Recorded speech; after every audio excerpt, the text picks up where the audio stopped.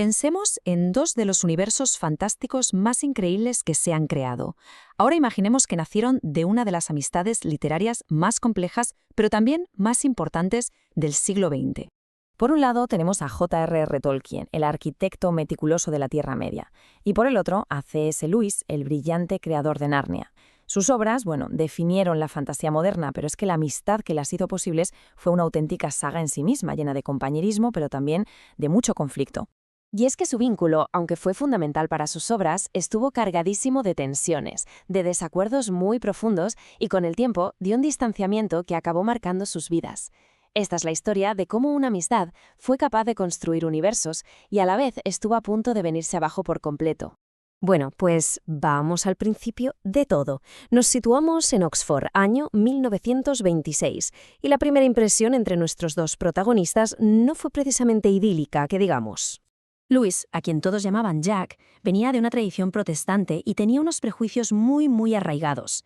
De hecho, llegó a escribir en su diario que Tolkien era un pequeño individuo pálido, fluido y suave al que no le vendría mal una bofetada o dos. Tolkien era, justo todo aquello de lo que le habían advertido, católico y filólogo. Pero a pesar de esa fricción del principio, no tardaron en darse cuenta de que tenían una base en común extraordinariamente parecida. Los dos habían vivido el horror de la guerra, compartían una pasión enorme por las sagas nórdicas y sentían un desdén profundo por la cultura de su época.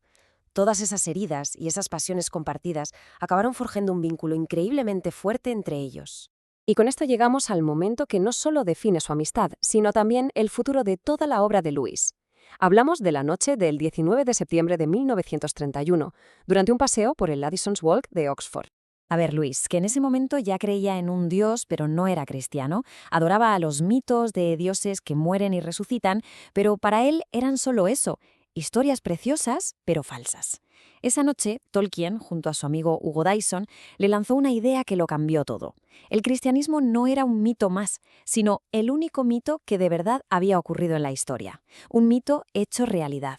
Estas son palabras del propio Lewis, describiendo su conversión inicial al teísmo unos años antes, en 1929.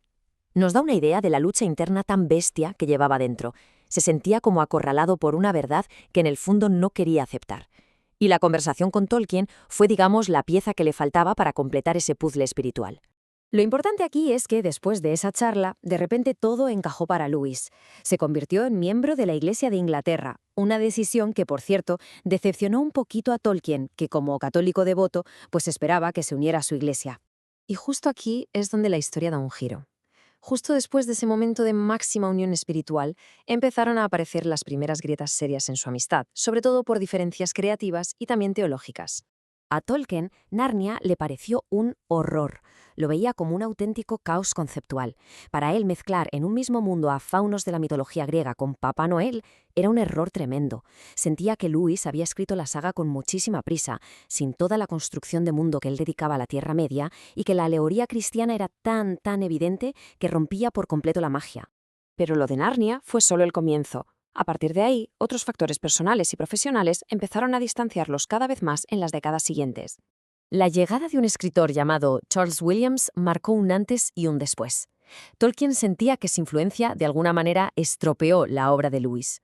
Luego, claro, Lewis se mudó a Cambridge, lo que añadió distancia física a la que ya era intelectual.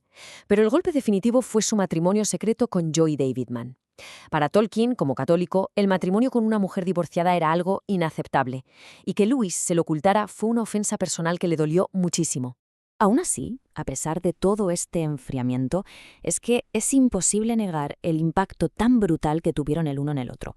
Su legado como amigos y como creadores es simplemente inmenso. Y es que, al final, su apoyo mutuo fue clave. Sin Tolkien, Lewis probablemente no se habría convertido al cristianismo. Pero es que sin el ánimo constante de Lewis, es muy probable que Tolkien jamás hubiera terminado El Señor de los Anillos.